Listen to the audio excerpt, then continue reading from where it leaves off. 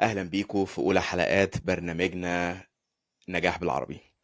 نجاح بالعربي هو بودكاست بنستضيف فيه شخصيات مصرية، شخصيات عربية عملوا نجاح، بس نجاحهم ما كانش سهل، نجاحهم كان فيه عقبات، نجاحهم كان فيه حاجات وقعوا فيها وقاموا وهنتعلم من دروسهم. الشخصيات اللي هنستضيفها معانا في البرنامج شخصيات كلها نقدر نريليت ليها، نقدر نشوف نفسنا فيها، مش شخصيات بعيدة قوي نحس ان الموضوع مش بتاعنا. معانا اول ضيف، هو ضيف محترم جدا، ضيف ناجح جدا، عمرو حبيبي. الحداد. عمرو الحداد شخصية جميلة، وقصته من القصص المميزة اللي كلها ups and downs. هو مصري، ما شاء الله دلوقتي صاحب شركة عقارات في دبي.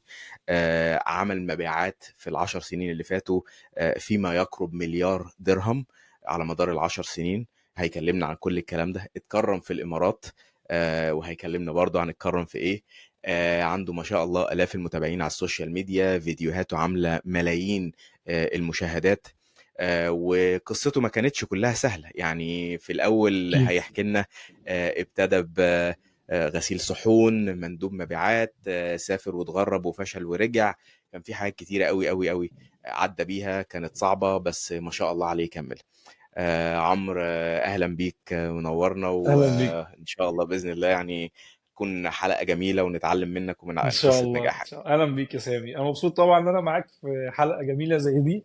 يا ريت نفيد بيها الناس وكمان احنا كمان نستفاد. ربنا يخليك يا رب، إن شاء الله هنستفاد. ان عمرو، شاء الله. للناس اللي ما تعرفش مين هو عمرو، احكي لنا كده قصتك، وخلينا نبتدي من الآخر. قول لنا عمرو مين دلوقتي، عايش فين، بيشتغل إيه، شغله عامل إزاي، تمام. وابتدى إزاي. تمام. طيب انا في الاول اسمي عمرو الحداد، تمام، عندي 32 سنه، انا عايش حاليا في دبي. يعني مستقر وعايش في دبي بقالي فتره وعندي شركه عقارات. تمام. اسمها اي اتش بروبرتيز. تخصصي في المجال العقاري وانفلونسر، انا بانفلونس البروبرتيز اللي موجوده في دبي يعني. بعرض للناس اونلاين الفرص الاستثماريه اللي موجوده في دبي وفي الامارات. ما شاء الله. طب من الأول بقى، يعني ابتديت ازاي، امم الموضوع كان عامل ايه، درست ايه؟ هل من حلو. الأول موضوع العقارات ده كان في بالك، ولا حصل كده؟ يعني عايزين نعرف القصة، وعايزين نركز على التشالنجز، علشان يعني هنا هيكون الدروس اللي هتفيدنا كلنا. اكيد اكيد. شوف، انا من البدايه بدات بدايه عاديه جدا زي كل الشباب في مصر. انا كنت شاب شقي شويه. تمام. وكنت مش شاطر في الدراسه. يعني انا ما كنتش شاطر في الدراسه. وبعدين بدات شغل وانا عندي 18 سنه. يعني كان خالي عنده محل بيتزا. فقال لي تعالى، بدل ما انت بتعملش حاجه في الصيف، تعالى ابدا شغل. فطبعا انت شاب صغير، اي حاجه تبدا بيها. غسلت صحون في المطعم. طبعا دي كانت حاجه، كانت بدايه ان انا بدل ما اضيع وقتي في الصيف، لا انا انزل اشتغل اغسل صحون. ما كانش حاجه عيب، كان حاجه بالعكس، بتبدا شغل وتتعلم حاجه جديده. ابتديت اغسل صحون، بعد كده بقيت اعرف اعمل بيتزا، بقيت اعرف اعمل برجر، اعرف اعمل سندوتشات. وبعد كده دخلت في مرحلة الجامعة. اوكي. ابتديت في الجامعة. طبعا احنا في الجامعة في مصر كلنا بنبقى يعني حاجة جديدة علينا. لما خارجين من الثانوية إلى الجامعة، حياة جديدة عليك. فأنا في الجامعة كانت يعني زي كل الجامعات في مصر. أنا خريج جامعة خاصة، تمام، تجارة خارجية.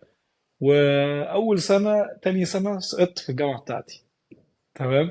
فكان ده الدروب اللي غير مسار حياتي شوية. فلما سقطت في الجامعة، والدي قال لي مفيش مصاريف، مش هيديني مصاريف. قال لي مالكش مصاريف عندي، انت راجل اعتمد على نفسك. كانت دي خطوة حلوة جدا ومهمة في حياتي. ابتديت اعتمد على نفسي. فقعدت ادور على شغل، فلقيت في وظيفة. حد مرشحها لي، واحد من صحابي، مندوب مبيعات في جريدة اسمها جريدة اخترنا لك. تمام. دي جريدة زي الوسيط. حتى اصحاب الجريدة اصحابي حاليا يعني. العلم. فابتديت اتعلم يعني ايه سيلز، يعني ايه اعرف ابيع، يعني ايه اعرف اتكلم بروفيشنال، البس بدلة. ازاي اعرف اتكلم مع مديرين تسويق، ازاي ابعت ايميل، ازاي اتكلم في التليفون. طبعا دي كانت حاجه جديده عليا وحاجه كانت مهمه في حياتي. انا كنت لسه شاب صغير في تانية جامعه، اتعلمت سكيلز. كان شباب صحابي لما اتخرجوا ما كانش عندهم السكيلز دي، لان هم ما اشتغلوش، كانوا بيدرسوا. ف... فكانت دي كانت يعني حاجه فادتني في حياتي. تمام. وكنت ساعتها انا فاكر كويس قوي كنا بنبيع اعلانات يعني في الجريده، يعني صفح، ربع صفحه، نص صفحه، مثلا اعلان صغير لشركه كذا، المطعم كذا. كنت مندوب مبيعات عادي جدا، وكنت بنزل اقعد طول اليوم، اقعد الف على الشركات واعمل يعني كولز لحد ما عشان اوصل للتارجت. ساعتها كان راتب صغير جدا يعني. بس فدي كانت البدايات بتاعت الشغل بتاعي.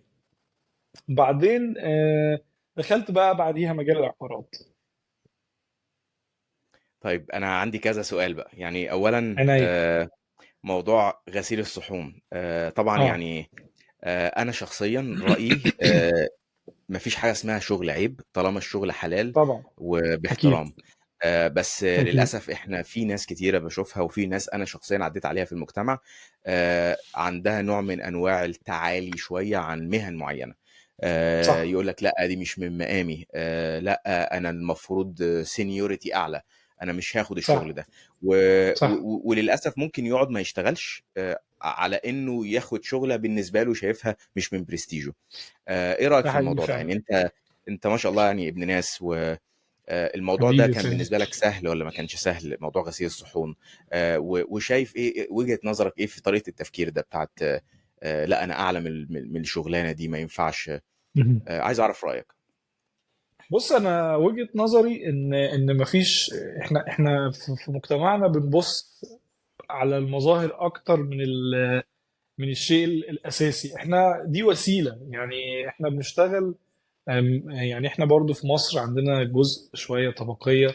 لا بس مش عيب خالص انت تبدأ بداية متواضعة او حتى بداية عادية. ان انت، اصل انت شاب طالع في الحياة ما عندكش سكيلز، ما عندكش اي مهارات، فهتبدأ السلمة واحدة واحدة. ودي مش حاجة عيب، بالعكس انا شايفها حاجة ايجابية. وانت كشاب خدها بايجابية، ان انا هتعلم شيء حتى لو انا هقعد اشتغل في غسيل صحون شهر شهرين. انا في الفترة دي اتعلمت شيء، اتعلمت الالتزام، اتعلمت جالي مبلغ مثلا هاويفر معين، جبت بيه حاجة مختلفة، خدت المبلغ ده استثمرت في نفسي، رحت اشتريت بدلة كويسة عشان اروح لشغل تاني. ده انا يعني شايفه ده بالعكس، دي حاجة يعني اي شاب ياخدها بإيجابية، ما ياخدهاش بسلبية ابدا. وما فيهاش اي مشكلة يعني. انا اتفق معاك 100%، واتمنى يعني الناس الشباب اللي سمعنا تعرف الموضوع ده، ان مفيش حاجه اسمها الكلام ده. واحنا مش بنتكلم من منظور يا بالظبط. جماعه اللي هو ده يعني الحمد لله عمرو عدى الفلنكات، فاحنا بقى دلوقتي يقول لك ايه مش مشكله ما تيجي تشتغل عندي عادي. لا الراجل عمل لا بنفسه طبعا. واشتغل بنفسه. وانا انا صحيح. انا هنا يا عمرو شفت ناس بتدرس في جامعه كامبريدج، مهم. وبعد الشغل بعد الدراسه بالليل شغال في محل بتاع فراخ. صحيح. والموضوع ده منتشر جدا. انت لو رحت كامبريدج هتشوف تلات ارباع الويترسز او الويترز اللي شغالين الجرسون طلبه في الجامعه. فيعني صحيح. مفيش ده حقيقي الموضوع فعلا. ده للاسف عندنا فعلا زي ما انت قلت في حته التفكير الطبقيه موجوده شويه. انا ايه الناس هتقول عليا صحيح. ايه، هتشوفني ازاي؟ فبرافو عليك ما شاء الله عمرو يعني، وده مثال نتعلم منه. طيب بالعكس يا عمرو سامي. انت برضو اتكلمت في نقطه حلوه قوي، نقطه ان انت في السنة اللي عدتها دي كانت بالنسبة لك يعني زقة لقدام، لأن أنت صح. استغلتها واستغليت الدرس الجميل اللي والدك علمه لك، إن اعتمد على نفسك صح. وشيل الكونسيكونس، شيل عواقب دلعك صح أثناء الشغل، حقيقي. واستغلتها إن حقيقي. أنت اشتغلت وتعلمت، وده كمان اداك دفعة. آه، حقيقي. هل انت شايف فعلا بتفرق قوي الكام صيف اللي الشباب ممكن يشتغلوهم او ينزلوا فيهم تريننج جنب الدراسة، من ان الناس تبتدي تشتغل بعد التخرج على طول؟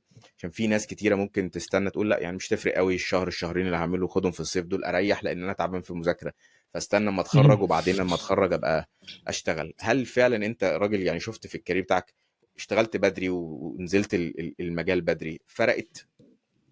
جدا فرقت معايا جدا. انا بقول لك انا فاكر كويس لما انا اتخرجت كان عندي خبره 3 سنين سابق عن زمايلي اللي معايا في الجامعه.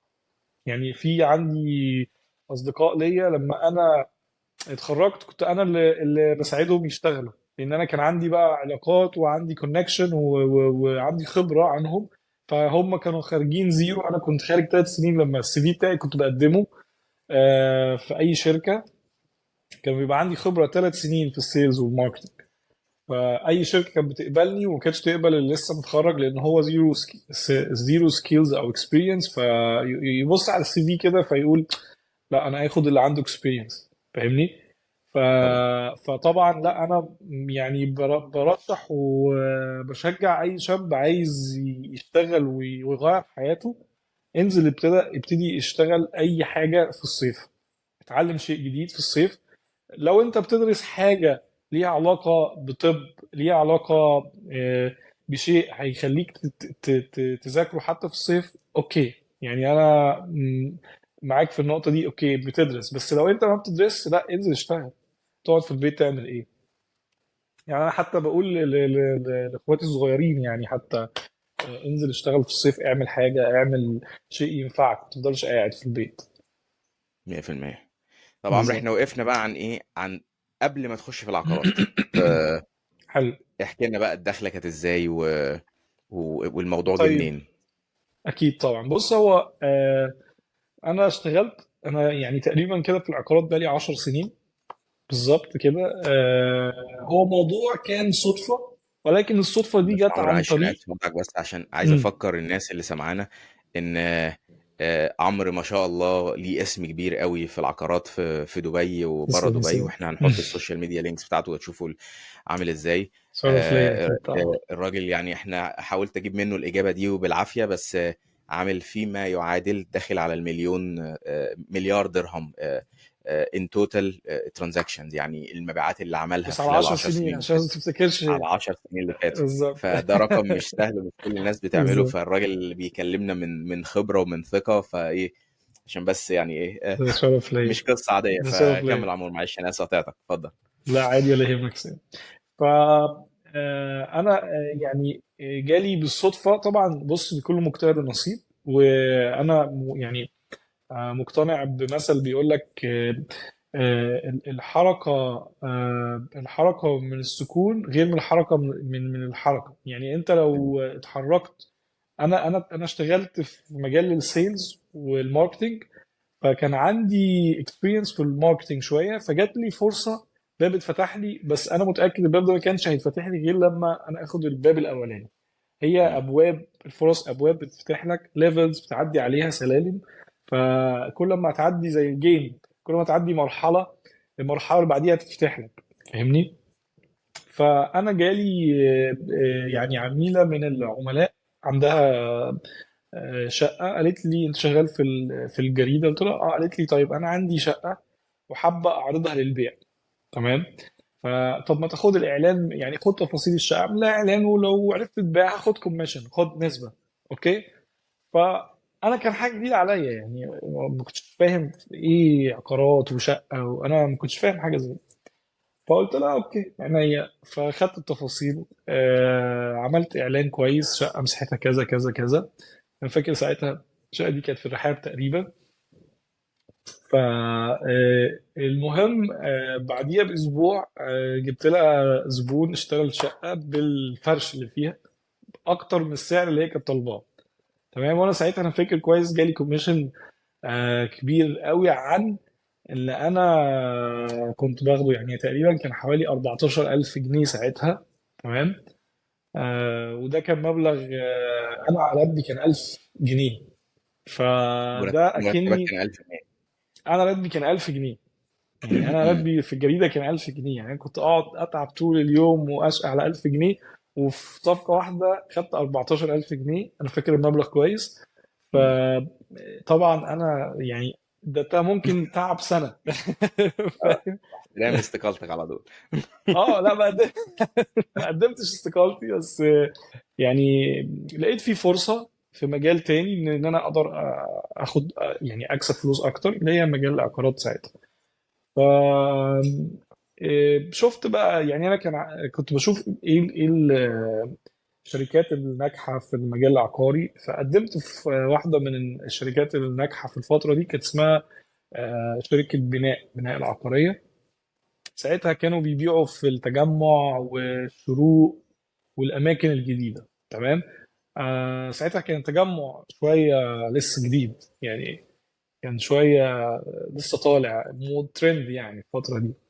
فقدمت واشتغلت. انا فاكر اول شهر، من اول شهر خدت تدريب اسبوعين، بعد كده اول شهر تاني شهر على مبيعات على مدار السنة. وابتديت اول بيعة كمان بعتها، انا فاكر برضو كان بعت من اول اسبوعين شقة. دي كانت حاجة برضو يعني، كانت مشجعة ليا ان انا هنجح في المجال. مم. وبعدين ابتديت بقى اسافر، ابتديت دايما الشركه كان بنطلع معارض بقى، نطلع الكويت. ساعتها جيت على الامارات، كنت اول مره اجي الامارات واجي دبي واشوف برج خليفه. فساعتها فتح لي ابواب كتيره وفرص كتيره، والمايند سيت بتاعتي اختلفت تماما. سبحان الله. لا، يعني لو ما كنتش سقطت، ما كانش اه الوالد قطع عنك المصروف، ما كنتش نزلت بالظبط. اشتغلت في المبيعات، صح؟ ما صح. كنتش قابلت الست اللي عايزة تخليك، ما كنتش وصلت اللي انت فيه. سبحان بالظبط. الله. سبحان الله بالظبط. طيب عمرو، احنا وصلنا، احنا في دبي دلوقتي. كلمنا بقى شوية عشان ايه بالظبط. الموضوع ده. في ناس كتيرة قوي بتتكلم على دبي، شباب كتيرة قوي في مصر شايفة دبي كهدف. كلمنا بقى شوية عن الحياة في دبي عاملة ازاي، حلو. الحلو اللي فيها، ليه تنصح ناس انها تسافر. وفي نفس الوقت برضو بعد ما نخلص خلينا نتكلم شوية عن العيوب بتاعت الحياة في دبي. اكيد. اكيد. بص، انا انصح اي حد عايز يسافر سافر وجرب. انت مش شجره، مش مطلوب منك ان انت تفضل في ارض واحده. يعني الشجره هي ما بتعرفش تتحرك، فاهم؟ انت كانسان اللي ربنا خلقك تسعى، ولو في فرص تتحرك وخد التجربه. ولو انت التجربه ما نجحتش فيها خد اللي بعديها. يعني انا حتى انت عارف انا سافرت اوروبا، قعدت في الدنمارك. رحت الاهلي انا خلاني كلهم عايشين في الدنمارك في كوبنهاجن. قعدت هناك وما توفقتش، حسيت ان اوروبا مش ليا، انا معيش فرصه هناك. رجعت تاني مصر، اشتغلت في العقارات. بعديها جالي فرصه ان انا اسافر دبي. سافرت دبي وابتديت، وكانت بدايه جديده، وكانت برضو بدايه صعبه. تمام. دبي بلد حلوه، فيها فرص، بلد فيها امان للمغتربين. يعني البلد بتديك يعني اي دوله، خصوصا دول الخليج، اوديك اكتر بلد كمغترب انت تقدر تحس ان هي بلدك هي فعلا الامارات. تمام. اشمعنى يا عمرو؟ آه لان انت هنا كمغترب، انت في قانون الناس كلها ملتزمه عليه. مفيش حاجه اسمها انا انت مصري، انت كذا، انت هندي، انت لا، كله اللي هيمشي على القانون. يعني دولة فيها احترام للإنسان، فاهمني؟ فتمشي على القانون زي برضو أوروبا تمشي على القانون. هتبقى يعني مش هيحصل لك مشاكل. مش هتحس بأي مم. مشاكل. لكن لو أنت هنا مثلا واحد شتمك، واحد عمل لك مشكلة، بتكلم الشرطة في نفس اللحظة الشرطة بتجيلك، حقك بيجيلك. هاويفر بقى الجنسية إيه. في الشغل نفس مفيش الكلام، في كوس، قانون. اصل ده مفيش ظابط الكلام ده. فعديه، اصل ده. لا لا. مفيش. مم. مفيش لا. يعني خسارة. حتى لو مين آه. لو انت حد شتمك ومعاك اثبات هنا طبعا دبي فيها كاميرات في كل حته يعني. في كل حته في كاميرات، الشرطه بتيجي بتتكلم تسمع منك، وبعد كده بتفتح الكاميرات وبتشوف لو في شهود. فالموضوع يعني منظم سيستماتيك. جدا. اه. وغير كده في قانون زي ما قلت لك ماشي على الكبير وعلى الصغير، فالناس كلها بتحترم بعض. في قانون عمل قوي جدا كمان، يعني في هنا قانون عمل بيحميك. لو هاويفر حد يعني يعني هنقول نسبة اللي انت يحصل لك مشاكل في البلد غربة اقل لهم من الامارات. وبالنسبة للفرص، فرص العمل. فرص العمل موجودة انا يعني مقتنع فرص العمل موجودة في كل حتة في العالم، وخصوصا مصر ودول الخليج والامارات. دي دول، احنا دول ناشئة. تمام. وتقدر تعمل فيها فلوس. فدبي او الامارات بشكل عام فيها فرص كتير جدا طبعا. مم. يعني دبي خصوصا بتستقطب كل المجالات. دبي تعتبر دلوقتي هي الكور بتاع اي بزنس في العالم. كل الشركات العالمية عندهم في دبي مقر. فطبعا كل الشركات بتكون محتاجة موظفين، هاويفر بقى، من اول الاوفيس بوي لحد المبيعات. بس طبعا الشركات هنا بتوظف اللي عنده خبرة، اللي عنده سكيلز، عشان ده بزنس في الاول وفي الاخر. طيب خلينا بقى ندي ايه نصايح عملية للناس اللي بتسمعنا، اللي, حلو. اللي عايز يسافر دبي. يسافر حلو. ازاي؟ يسافر ازاي، وايه ايه الحاجات مم. اللي، ايه الطرق اللي لا تحبذها للناس؟ يعني اكيد انت شفت طرق حلو. كويسة وفي شفت طرق مش حلوة. صح. صح. فكلمنا شوية عن الموضوع ده من وجهة نظرك. والله بص، انا يعني انا برشح لو انت عايز تسافر خصوصا دبي، قدم اونلاين. يعني قدم اونلاين رقم واحد. ابحث في مواقع كتير جدا فيها، يعني تقدم ابلكيشن وعلى المجالات اللي انت however عندك خبرة فيها. زي انا ايه مش يعني؟ بحب يعني عندك مثلا، انا فاكر كويس جدا في انديد. مم. تمام. في ابلكيشن اسمه جولف. بيتهيألي انت عارفه، اسمه جولف. اسمه جولف. جالف خلينا. جوبس تقريبا. وفي في لينكد في ان برضو. ابلكيشن اسمه جولف جوبز، لينكدين اه. وانديد. دول الثلاثه دول. اوكي. لينكدين ده موقع عامل زي مم. الفيسبوك، بس هو مم. مختص للبيزنس. ممكن اي حد يعمل ابلكيشن ويحط السي في بتاعه ويبتدي يبحث على العمل ويبتدي يخاطب حتى الشركات مم. الموجوده في دبي. هاويفر في اشخاص، في رجال اعمال، في اصحاب شركات، مديرين، اتش ار مانجرز، في كل الفئات الموجوده. مم. يعني لينكدين هو فيسبوك بس للبيزنس. مم. يعني معمول مم. نفس فكره الفيسبوك ولكن للبيزنس. ممكن تخش تحط السي في بتاعك وتبتدي تراسل الشركات هنا وتبعت لهم. وساعتها لو في فرصة هيبعتوا لك وانت تيجي البلد. حتى لما تيجي دبي يبقى معاك فرصة واثنين وثلاثة، يبقى معاك اوفر واثنين وثلاثة. لكن مم. الصراحة الطريقة اللي مش برشحها ان انت تسيب بلدك وتسيب شغلك. وفي شباب انا بشوف يعني نماذج، بيصعب عليا الناس جدا، اللي هو يبقى شاب سايب مثلا شغله في مصر وممكن يكون معاه عربية صغيرة، أو ممكن أهله يستلف، ياخد فلوس من أهله عشان يجي دبي على أمل إن هو يلاقي شغل هنا. مفيش حاجة اسمها تخبط على الباب وتديهم السي في اللي هو البرنتد الورق. ويعني قليل جدا. فاهمني؟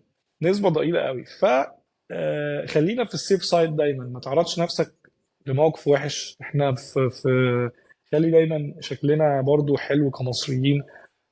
خلينا نمشي على نظام. يعني الموضوع ده هيوفر عليك حاجات كتير وهيقلل مخاطر ان انت تتعرض لمشاكل في دولة غير بلدك.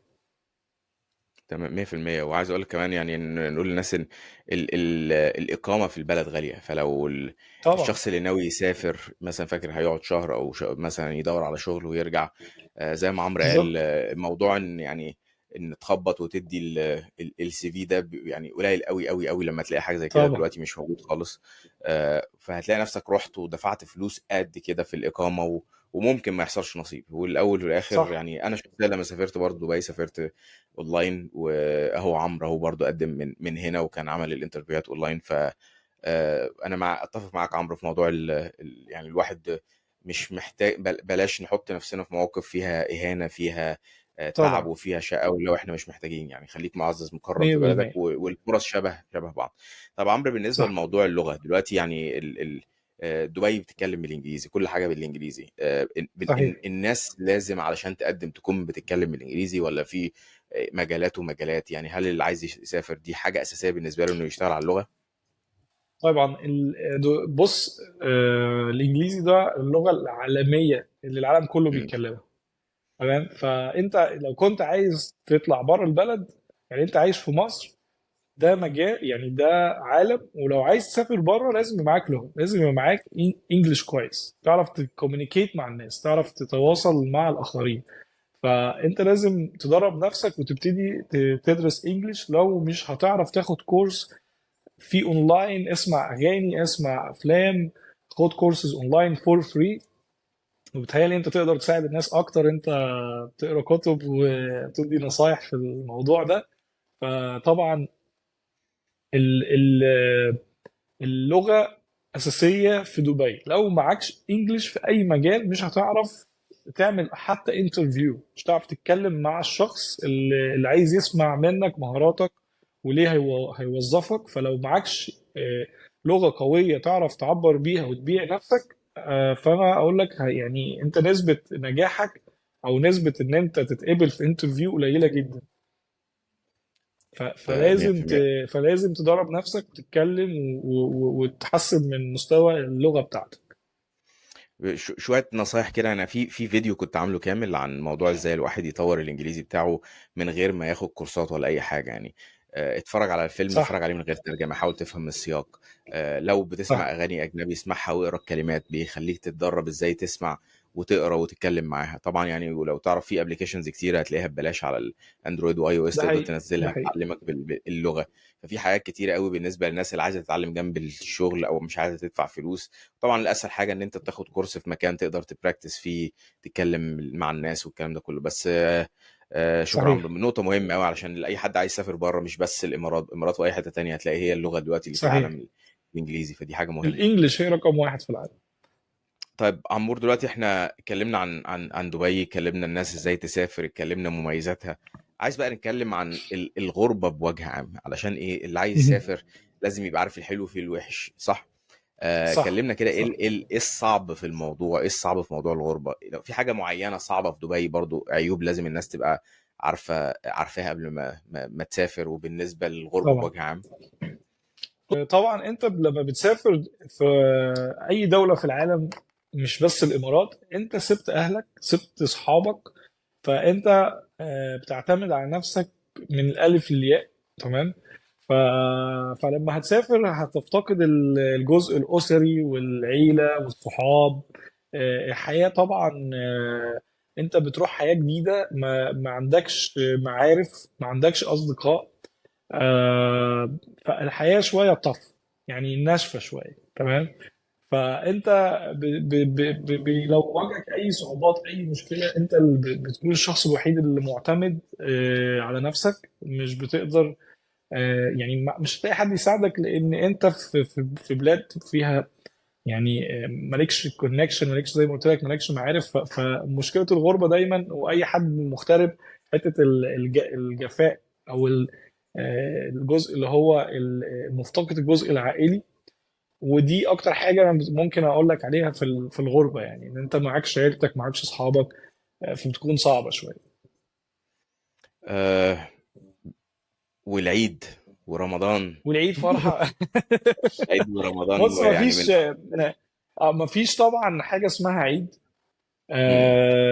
يعني انا فاكر في ايام، انا طبعا في عيد بسافر. مفيش، كنت الاول وقعت في الفخ ده، قعدت كده في العيد بس مفيش طقوس العيد. في طبعا هي بلد اسلاميه، في صلاه عيد طبعا والكلام ده، واهل البلد ناس كريمه ومحترمين. ولكن احنا كمصريين متعودين بقى في العيد لينا طقوس خاصه، والفرحه بتاعت العيد مش هتلاقيها في الشوارع بتاعت مم. يعني دبي اكتر. هتلاقيها في مصر اكتر طبعا. الفرحه دي واطفال يرموا عليك بومب والكلام ده مش موجود. اكياس ميه وبتاع. اه. رمضان طبعا يعني بلا اي يعني ما فيش دوله في العالم فيها رمضان زي مصر. مم. رمضان احلى دول اللي موجوده في العالم ان انت تنزل. يعني انا شايف رمضان ده ليه طعم تاني. في مصر انت تنزل تقعد مع اهلك، تفطر مع ناس بتحبهم، تفطر حتى في الشارع. طبعا يعني بره ما بحسش ان في رمضان اصلا يعني. يعني ف عشان باختصار، الغربة فيها فرص، وبالذات الإمارات في صح. فرص كتيرة، في نظام، في قانون، مفيش وسايط. في التزام، بس في نفس الوقت برضو الغربة بتبقى صعبة شوية، لأن اكيد. ناس لازم تتوقع إنها تعتمد على نفسها، والدنيا مش هتبقى سهلة دايما، هتلاقي نفسك عييت، حصل لك مشكلة، ما فيش صحابك حواليك والكلام ده. وحاجة تانية برضو، صحيح. يعني اتكلمنا على الحتة دي يا عمرو قبل كده، حتة إن الواحد مبيبقاش عايز يقلق أهله في مصر، فساعات بتحصل حاجة صح. ومش عايز تقول لهم، فتلاقي الموضوع أصعب عليك شخصيا. صحيح. فالغربة مش سهلة، وهتحس بيها دايما متأخر شوية، يعني إيه، أول لما تسافر الله الاختلاف حلو، بس بعد شويه لما اختلاف بتتعود عليه بيبقى الموضوع تبتدي بقى تشوف مختلف الصعب فيه. وحتى انت نفسك مجرب لما انت عملت حادثة. امم. يعني نفس، لا انت هنا لو عملت دخلت المستشفى عيان، مفيش حد بيقف جنبك، يعني انت لوحدك مسؤول عن نفسك طبعا. 100%. ففي حاجات كتيرة جدا ضريبة، والناس كلها عارفاها طبعا.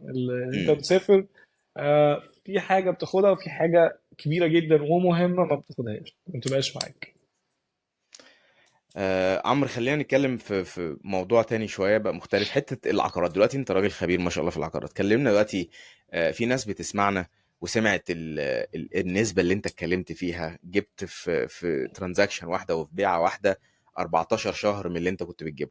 صحيح. فكلمنا شويه بقى ايه مجال العقارات ده، يعني مجال العقارات انت بتعمل ايه؟ بتبني عقارات، بتبيع عقارات، بتشتري، شغال في الجديد، شغال في القديم، في الاثنين؟ فاشرح لنا شويه مهم. بالظبط انت بتعمل ايه دلوقتي، اوكي. وكلمنا كده، هل المجال ده حلو ولا لا، الناس تخش فيه ولا لا؟ اللي عايز يخش في المجال ده لازم يبقى عنده مهارات ايه؟ لان هو برضو في جزء كبير من السيلز، فاعتقد برضو خبرتك في السيلز في الاول ساعدتك. فاحكي لنا شويه عن الموضوع ده حلو. عشان الناس اللي عايزه تعرف عن المجال. حلو أوي. طيب انا شغلي، انا وسيط عقاري، عندي شركه وساطه عقاريه. تمام. احنا مختصين بنبيع العقارات عن طريق المطور. زي احنا يعني متعاقدين مع كل الشركات الكبيره اللي موجوده في الامارات، زي اعمار، زي دماك، زي كل الشركات، كل الاسامي احنا متعاقدين معاهم. وبنبيع العقارات اللي تحت الإنشاء، اسمها قيد الإنشاء هنا، يعني under مم. construction. مم. ده جزء من شغلي. عندي شغل جزء تاني اللي هو زي ما قلت لك، انت عارف طبعا ان انا انفلونسر، انا يعني بلوجر. بعرض الفرص الاستثماريه اللي موجوده في الامارات. تمام. و... وده يعني جزء من شغلي برضه. دي بالنسبة أنا بعمل إيه في دبي أو في الإمارات. الشق التاني اللي أنت سألتني، أنصح الناس تشتغل في العقارات ولا لأ. أنا أنصح طبعا أي حد عنده المهارات إن هو يعني يشتغل في المجال العقاري طبعا، لأن ده مجال قوي جدا، مجال فيه فلوس، مجال مرتبط بأشياء كتيرة جدا، مش بس إن أنت عايز تخش المجال ويبقى معاك فلوس، لا، انت بتعمل كونكشنز، بتعمل علاقات. بس طبعا انت محتاج مهارات. تمام. محتاج مهارات زي ما قلت لك. ابدأ السلم واحدة واحدة. ما تاخدش الموضوع انا عايز افهم كل حاجة واحفظ كل المشاريع لا. خد يعني اللي عايز يقدم او يشتغل في المجال العقاري، سواء هنا او في مصر او في اي حتة، ابدأ واحدة واحدة. ادرس المشاريع اللي انت شغال عليها، افهم العميل. بس طبعا حدد انت هتشتغل في ايه. في ناس بيبقوا عايزين يشتغلوا في الماركتينج، في التسويق. اوكي. وفي ناس مناسبين ان هم يشتغلوا في المبيعات. مم. اللي شغال في الماركتينج ده ركز في الجزء ازاي تسوق البروجكت بتاعك، العقار اللي انت هتقدمه ازاي تسوقه، وركز اكتر على الماركتينج، السوشيال ميديا، الكلام ده كله. الجزء المبيعات ده ليه قصة كبيرة جدا طبعا، مش هنقدر نخلصها في الفيديو. ولكن أنا يعني لو هتخش في المبيعات أنت لازم تبدأ بمهارات البيع.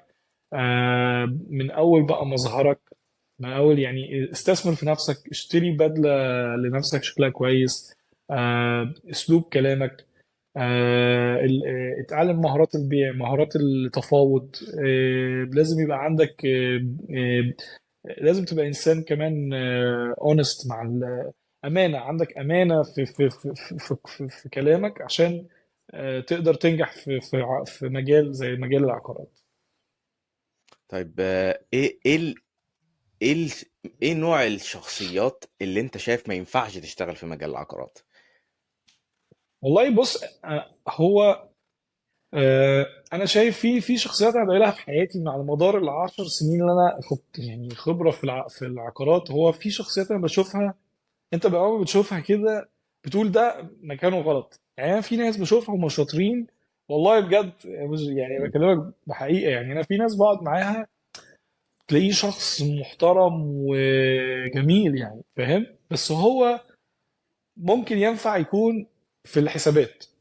مم. هو شاطر جدا في الحسابات والكالكوليشن. هو خلي بالك، وجعلنا الناس طباقة، وربنا يعني مدي لكل واحد صفات، يعني فاهم.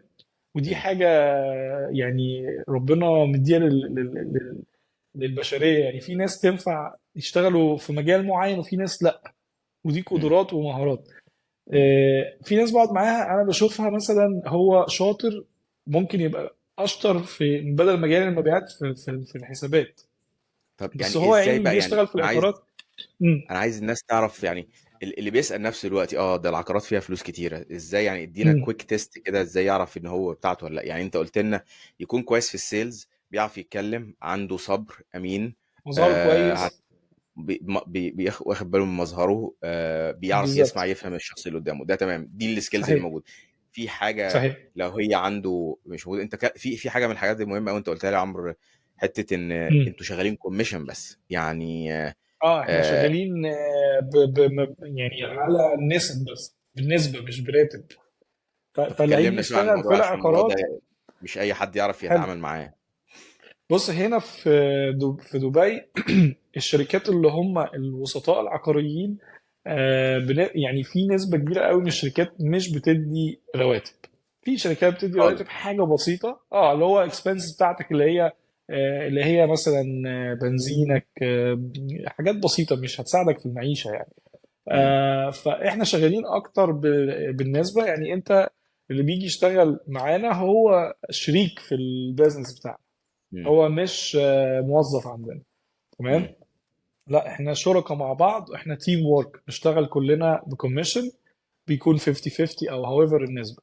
فدي حاجه موجوده عشان ناس كتير جدا مش فاهمين السوق العقاري مختلف تماما. انا في مصر عارف ان الناس بتاخد رواتب هاويفر شغال وسيط عقاري او ديفلوبر اللي هو المطور اللي بيبني المشاريع. لكن في دبي المطور بيدي راتب ثابت، ولكن الوسطاء العقاريين لا، بيدوا كوميشن بس. يعني ده معناه ان ممكن واحد لو السوق ناشف او لسه بيبتدي، ممكن يقعد شهرين ثلاثه ما ما بيجيلوش اي يبيعش، مرتب. ما يجيلوش انكم، وساعتها يعني هيتعرض لموقف مش حلو. مم. فعشان كده انا لما حد بيبعت لي على السوشيال ميديا عندي بيقول لي انا عايز اشتغل معاك، بس انا يعني لو ما عندوش خبرة في المجال في السوق هنا، انا بامانه الشخصيه كعمر ما برضاش، يعني بقول له لا، خد خبره وتعالى، لان هيتعرض لموقف مش حلو. هيقعد شهر شهرين ثلاثه يحاول طبعا، بس هو عايز فلوس عشان يصرف ايجار مم. بتاعه، اكل وشرب، يعني مواصلات، فاهم. مم. ف... فساعتها لا، بتكون صعبه. فالافضل لو حد عايز يشتغل كمان في دبي في العقارات يكون عنده خبرة هنا في البلد أكتر. يكون عنده مم. خبرة، يكون عنده رخصة، يكون عنده عربية عشان يقدر يتنقل، يكون عنده سيفنج يكون حاطه على جنب عشان يقدر أول شهر يكفر الفترة اللي هيتدرب فيها ويفهم فيها المشاريع. طب عمرو معلش بقى، الناس اللي بتسمعنا واللي عايزه تسافر وعايزه في العقارات طبعا، يعني مش هيجي بعربيه والكلام ده، في أكيد طبعا. شركات معينه مثلا ليها تقدر تقول عليها بتدي مرتب، فعلى الاقل يبقى دول سيف سايت، فالناس اللي عايزه تقدم على الشركات دي؟ إحنا بنعمل لهم دعاية كده. يعني في الماركت، او مثلا الناس آه. تخلي بالها مثلا تقدم على ده يعني. يعني انت بص قلت هو نقطه هو مهمه قوي، الناس عموما. دلوقتي، مم. فكنت عايز سامعك اقول سامعك. ان في يعني دي حته مهمه للناس اللي عايزه تسافر دبي وعايزه تشتغل في العقارات. خلي بالك وحاول تشتغل في شركه بتدي على الاقل مرتب قليل يمشيك، بحيث لو لا قدر صح. الله بعت شهر اتنين تلاته، يبقى يعني ما تبقاش في الشارع، صح؟ صحيح. صحيح. انت كنت بتقول لي شركات ارشحها. بص انا مش حابب ارشح شركات باسامي معينه مم. عشان خاطر هنخش في تفاصيل احنا مش قدها لان احنا مش جوه الشركه نفسها. ماشي. في شركات كتيره بتكون طبعا محتاجين في مجال المبيعات اشخاص، تمام. ولكن كل رقم واحد اساسي هتلاقي لازم يكون عندهم خبره، لازم يكون عندهم خبره في البلد هنا كمان يعني. وفي شركه من الشركات، انا فاكر زمان كان في شركه من الشركات الكبيره. انا كنت اول ما جيت اشتغلت في، انا طبعا انت عارف انا بدات في دبي، اشتغلت في شركه اسمها دماك، قعدت معاهم سنه. مم. آه بعديها عشان اروح شركه تانية، لما رحت كان عندي خبره سنه في البلد. في شركه قالوا مم. لي لا انت خبرتك مش كتيره، واحنا بناخد اقل، يعني بناخد على الاقل سنتين في البلد وتكون في شركه كبيره.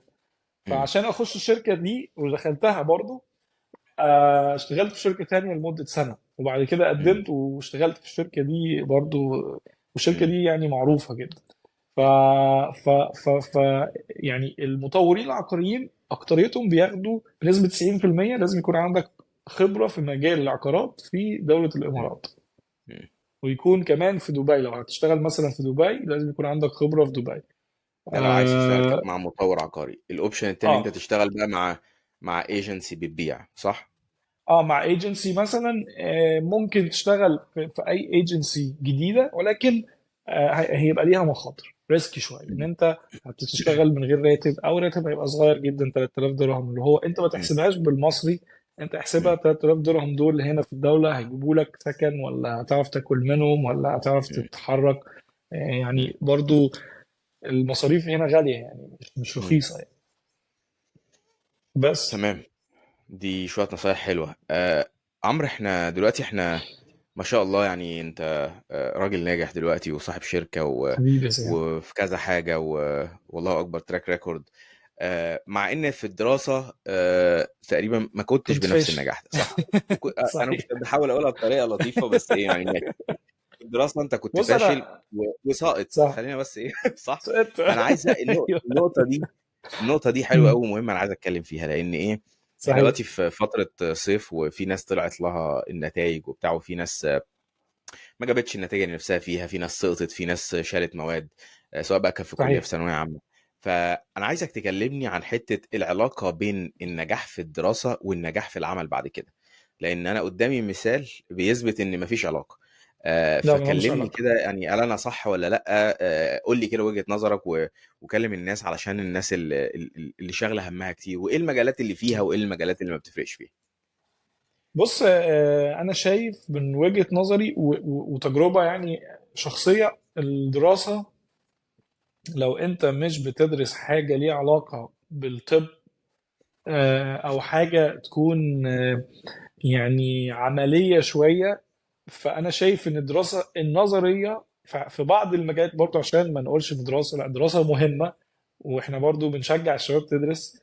ولكن لو انت شايف ان الدراسة مش انا من وجهة نظري، انا كعمر مثلا كنت بدرس تجارة خارجية، كان فيها طبعا اكاونتنج اللي هو المحاسبة، كان فيها ماركتنج، كان فيها مواد كتيرة. انا كنت مش يعني، لو قلت لي أنا بعد 4 سنين او 5 سنين دراسة ما استفدتش شيء غير ان انا خدت شهادة، ويعني شهاده مكتوب ان انا خريج بكالوريوس تجاره. اوكي. بس. بس مم. كعمر انا ما فادتنيش في حاجه، وملهاش علاقه بالشغل تماما. الشغل حاجه، يعني الشغل ده حاجه عمليه، وهيبقى اجتهاد شخصي. الدراسه هيبقى طبعا في اجتهاد شخصي، لكن الدراسه من وجهه نظري في مصر ما فيهاش يعني ما فيهاش، انا من وجهه نظري مش ناجحه، المنظومه مش ناجحه قوي. مم. وبرضه عشان ما نقولش ان احنا لا، الدراسه مهمه، واللي عايز يدرس حاجه بيحبها ادرس. وفي ناس بتروح بتسافر اوروبا، عشان انا دلوقتي كعمر مثلا في سني هون عندي 32 سنه، احب ان انا ادرس كمان. يعني انا الايام اللي جايه بقدم على كورس معين هيفيدني في حاجه في شغلي، بس انا مم. رايح عارف ان انا الكورس ده هستفاد في حاجه معينه. مم. هدرس وهقعد اكتب وهقعد اقرا واخش في امتحانات، عشان انا عايز وحابب الحاجه دي، ودي هتفيدني في حياتي. لكن احنا الدراسه في مصر مشكلتها ان احنا داخلين الجامعات ومش عارفين احنا ايه الهدف منها. فاهمني؟ انا بسأل واحد في مصر اخر مرة، شاب صغير: انت دخلت حقوق ليه؟ قال لي: لا اصل انا كنت مجموعي ما يجيبش في الحقوق فدخلت حقوق. فاهمني؟ مم. فهو اصلا مش عايز يبقى محامي، هو شاب جميل شكله حلو ممكن ينفع يكون بتاع اعلام. فاهمني؟ بس مم. مفيش توجيه صح ان هو يوجه الشاب ده ان هو يدرس في اعلام، وده مستقبله جميل في الاعلام، ولكن هو دخل حاجة هو مش حاببها ومش هينجح فيها، لان هو يعني مش بتاعته. فاهم؟ ف... فنفس الشيء اللي حصل لي، انا دخلت شيء انا ما بحبوش. يعني انا برضو شيء دخلت حسيت ان انا نفس الفكرة، انا دخلت عشان مجموعي وشكل المجتمع بتاعي ضاغط عليا ان انا لازم يبقى عندي شهادة جامعية ولازم ابقى خريج كذا وكذا وبابا وماما والكلام ده يعني. بص يعني الحته دي مهمه قوي، حته يعني كونتروفيرشال شويه، يعني طبعا اكيد زي ما عمرو قال احنا ما بنشجعش الناس تسيب الشغل كمان، بس هو فعليا في ناس كتيره دلوقتي بتلاقيها بتخش تاخد الشهاده وتضيع 4 سنين و6 سنين صح. و5 سنين، وممكن تعيد سنه واثنين وثلاثه علشان بس يبقى اسمه معاه شهاده والمجتمع يقبله. صح. التفكير ده ابتدى يتحرروا منه كتير قوي في الغرب. يعني لو بصيت على مثلا مارك زكربيرج اللي مؤسس شركه فيسبوك، ساب الكليه في وسط وساب ده الكليه حقيقي، عشان ده يشتغل حقيقي. في مجاله، بس يشتغل بدري. وواحد مثلا زي صح. في ناس كتير، في امثله كتيره كده. ف المهم اول واحد ياخد باله ويسال نفسه السؤال، هو انا بعمل كده ليه؟ لان السنين دي بتفرق. وزي ما انت عمرو قلت كده، السنتين اللي انت اشتغلتهم ولا الثلاثه اشتغلتهم من بدايه من السنه الثانيه في الجامعة فرقوا معاك فرقوا معايا ونططوك. جدا. ف... فدي جدا مهمه فرقوا قوي معايا. للناس. وبرضه حاجه تانية اقولها للناس، لان النجاح في الدراسه ملوش علاقه بالنجاح في العمل، لان النجاح في العمل بيبقى نهائي. عليه حاجات كتير، في كوميونيكيشن، في صحيح. سوشيال سكيلز، في تبقى عارف انت بتتعلم الحاجه ليه. زي ما انت قلت يا عمرو، بتاخد الكورس دلوقتي علشان صحيح. انت عارف انت محتاجه في ايه، مختلفه تماما غير لما تخش في 4 سنين كليه وبيتقول لك خدي كل المواد وانت مش فاهم هتاخدهم ليه. صح. فانا صحيح. وانا شخصيا عمرو برضو مش عارف الناس عارفه ولا لا، انا برضو في الدراسه ما كنتش شايف نفسي ناجح. وفي سنه تانية برضو تانية كنت في كليه هندسه، سقطت وعدت السنه. فما كنتش خالص معرفش، انا يعني في اول مرة ثانيه اعرف انا حاجة في زي دي. اه والله. بس فيعني انت شكلك وكنت يعني عايز اقول بتقرا لك كتب. انا بقرا اللي انا بحبه ومهتم بيه. ساعتها فعلا انا كان صح. عندي مشكله ان دي انا حاجة كنت مهمة في جدا. مواد كتيره مش عارف انا بدرسها ليه وهستخدمها في مم. ايه، ومواد صعبه، والهندسه ما كانتش سهله، كانت تقيله. فكنت دايما صحيح. حاسس ان انا وفي فتره في وسط الدراسه كنت يعني في وسط سنين الدراسه كنت يعني هو انا دخلت في المجال الصح ولا لا؟ مع اني كنت طول عمري بحب مجال الكمبيوتر والسوفت وير والكلام ده كله. بس والحمد لله انا دلوقتي يعني شايف ان انا في الكارير ناجح نجاح عمري ما كنت اتخيله، وانا كنت عمال بسقط في الكليه. مم. فللناس اللي بتسمعنا دلوقتي، نجاحك في الدراسه ملوش علاقه بنجاحك بعدين. ده مش معناه ان سيب نهائي. الدراسه، بس ده معناه ان ايه، لو انت فاكر ان انت دلوقتي مش مأدي فالدنيا خلاص قفلت، لا ده في امل، وفي امل كبير قوي قوي قوي. وادي صحيح. معانا مثال حي اهو. صحيح. عمرو انا شفت صورك ما شاء الله على الانستجرام، وفي صورة كده لقيتك واقف وبتاع وفي 6 باكس وبتتمرن ايوه. والكلام ده كله. لازم. فكلمنا بقى ايه عن الحتة دي، ازاي مش السكس باكس يعني، كلمنا عن حتة الصحة، ازاي نخلي بالك من نفسك.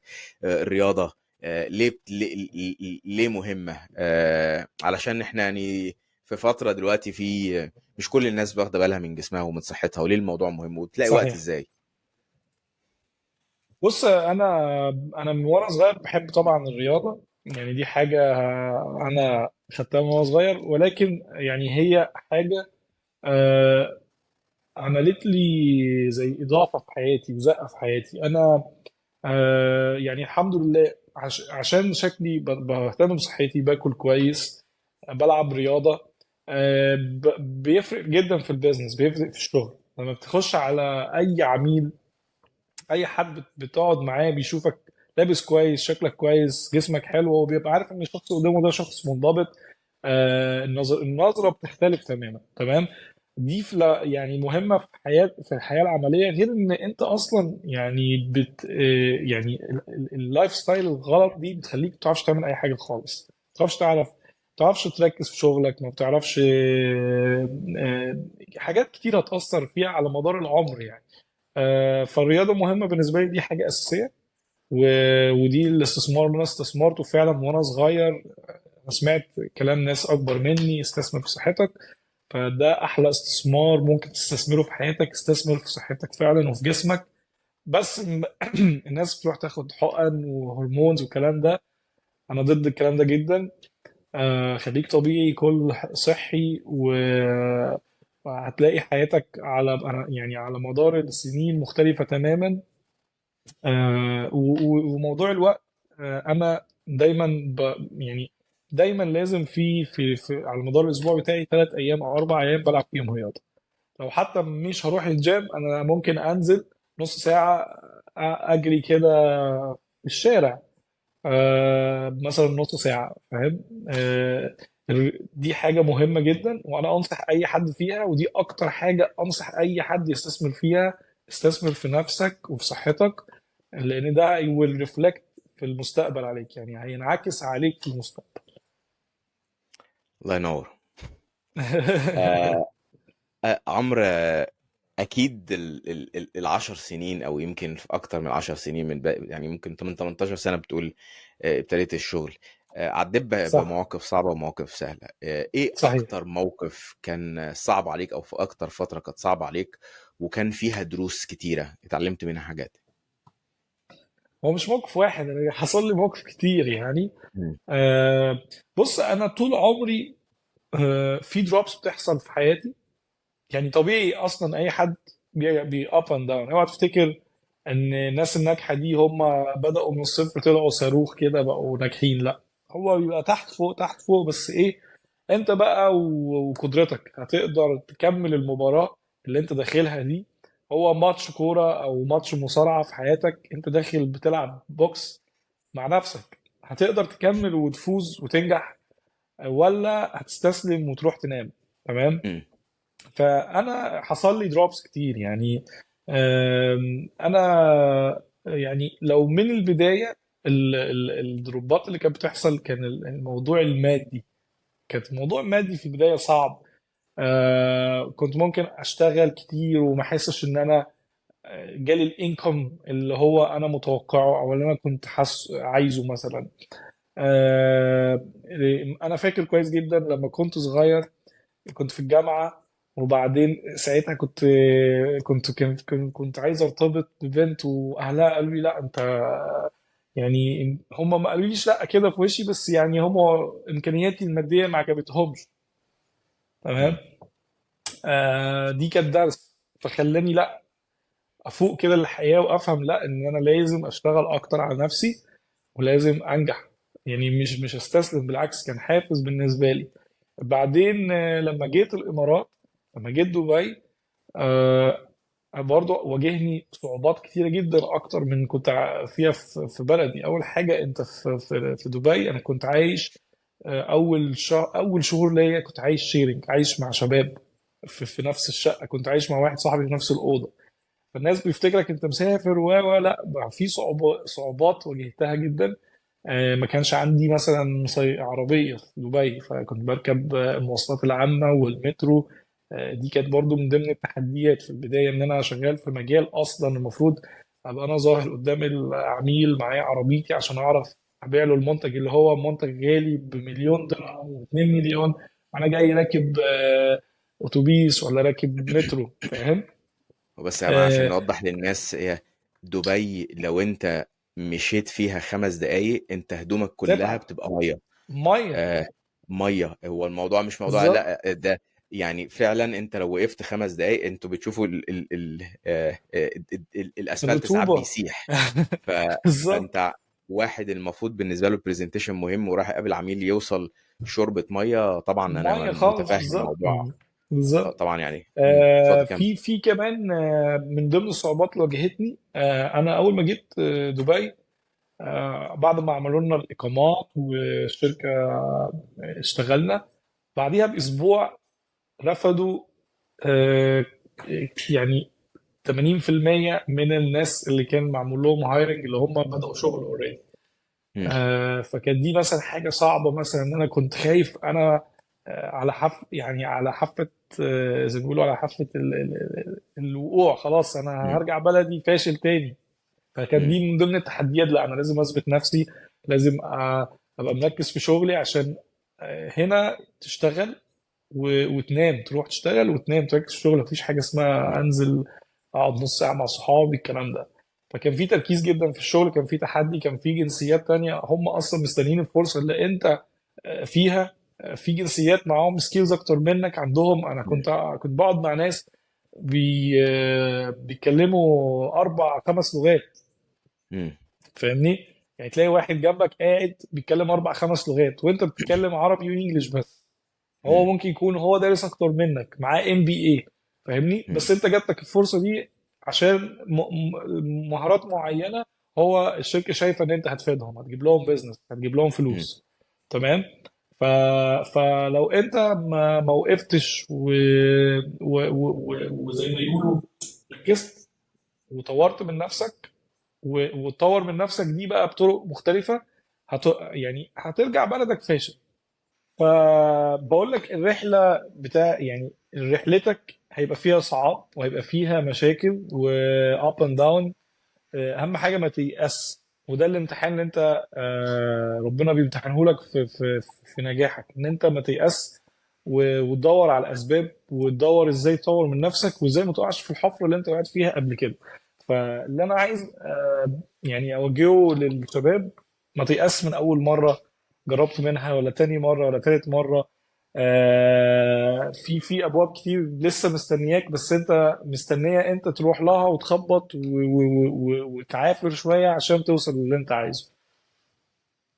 يعني انت عارف يا عمرو، انا عملت اكتر من 70 انترفيو علشان اسافر بره ما شاء مصر. الله. اه والله. والله كل انا واحد فيهم مصدوم. طبعا 70 دول، كل واحد فيهم بترفد، يعني كل واحد بيجي طبعا انت عارف فاهم، بالامل اه، بتاع الله، وتبتدي بقى فاهم تعيش خلاص انا سافرت، وبعد كده يجي يقول لك بقى ايه فاهم unfortunately ما اعرفش إيه انت فاهم. انا عايز فالفكره اقول احنا لك زي ما على كنت عايز اقول انا ما اعرفش، اول مره اسمعها، اول ما اسمع حاجه زي دي، بس يعني برافو عليك بجد، يعني انت حققت والله حاجه زي برافو دي. يعني.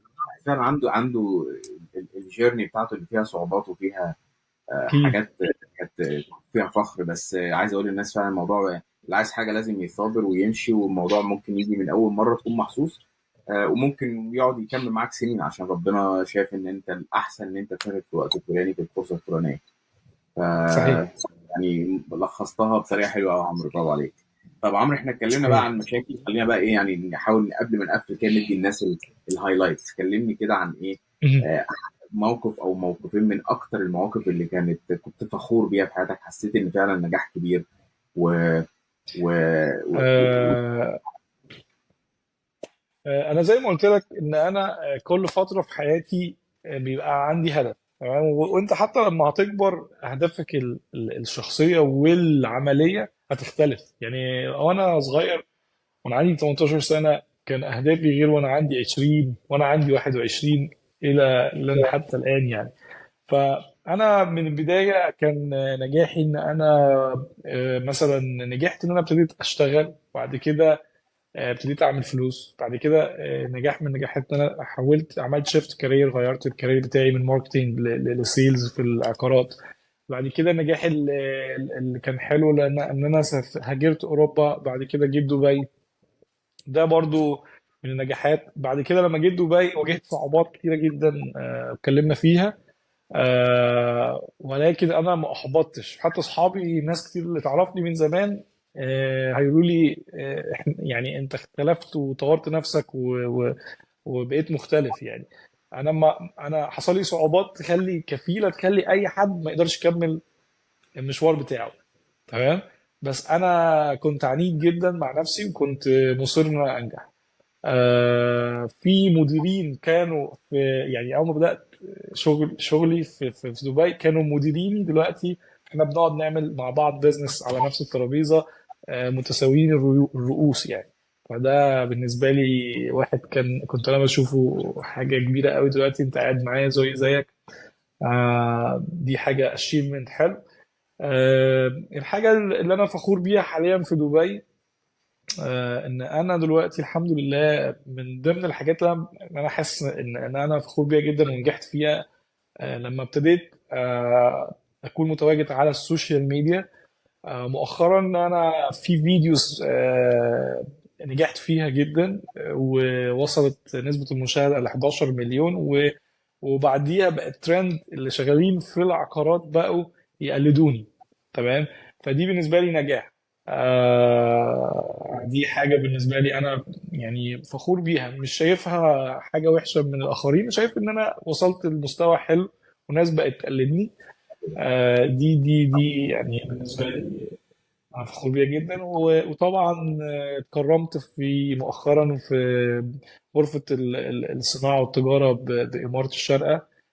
أنا كنت بمثل واحد من الانفلونسرز والبلوجرز اللي بيدعموا معرض عقاري في الشارقة، واتكرمت مؤخرا فيه، وخدت شهادة تقدير. دي كانت حاجة جميلة برضو، اتبسطت بيها ان انت متواجد في المجال بتاعك وليك بصمتك. وان شاء الله يعني في اهداف اكتر بكتير نحققها باذن الله. ان شاء الله. طب يعني بما ان انت بقى يعني قلت اهداف كتيره تحققها، قول لنا كده ان شاء الله يعني اهدافك ايه في الفتره اللي جايه؟ ايه احلامك ان شاء الله يعني مثلا كمان 5 سنين او 10 سنين؟ بص كل واحد ليه اهداف. طبعا انا عندي اهداف شخصيه في حياتي الشخصيه، وليه اهداف في البيزنس بتاعي. تمام. انا حابب ان انا اوسع، مثلا واحد من ضمن اهدافي ان انا اوسع البيزنس بتاعي، ما يبقاش في مجال العقارات بس. انا حابب ان انا يبقى ليا بصمه في مجال الماركتينج والسوشيال ميديا. تمام. دي من ضمن الاهداف اللي انا شغال عليها الفتره اللي جايه. وحابب انا يعني في مجال العقارات احنا عندنا في صعوبات طبعا في مجال العقارات في العالم كله، في دبي او في مصر. انا حابب ان انا اقدم سيرفيس، خدمه تسهل عمليه البيع اونلاين في دبي. واتمنى ان انا اقدر اساعد واعمل حاجه برضو في مصر في بلدي، تغير منظومه التسويق العقاري او منظومه الريل استيت في مصر بشكل عام. ربنا يوفقك ان شاء الله باذن الله يا عمرو. باذن الله. عمرو، آه الوقت عدى بسرعه. جدا. يعني ما شاء الله قصه جميله، فيها انسبيريشن وفيها دروس كتير قوي الواحد يتعلم منه يعني. واتمنى الناس لا، اللي انا بتعلم منك بتتفرج، سامي.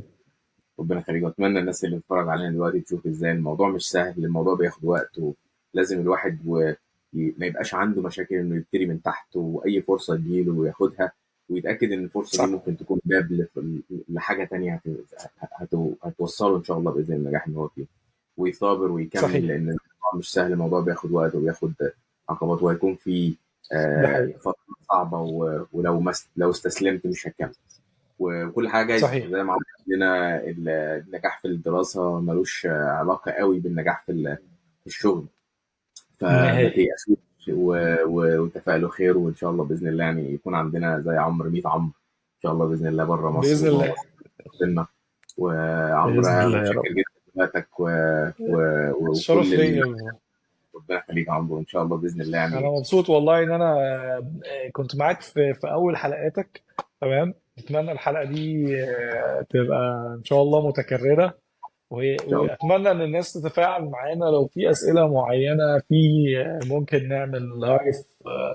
انا يعني مهتم جدا ان احنا نفيد الناس في بلدنا مصر، بخبرتك وبخبرتي، ولو في حاجه نقدر نقدمها بالعكس، ده حاجه يعني شرف لينا يعني. وانا يا جماعه الناس اللي بتتفرج علينا اللينكات بتاعت السوشيال ميديا بتاعت عمرو هتلاقوها موجوده في الديسكربشن، فاعملوا له فولو وتابعوه، الراجل يعني مشرفنا بره ومكسر حبيب الدنيا قلبي يا كده. سامي. حبيبي آه سامي. متشكرين جدا يا عمرو، وشرفتنا، العفو. وجزاك نفسك، ان شاء الله باذن الله نكررها تاني. ان شاء الله ان شاء الله.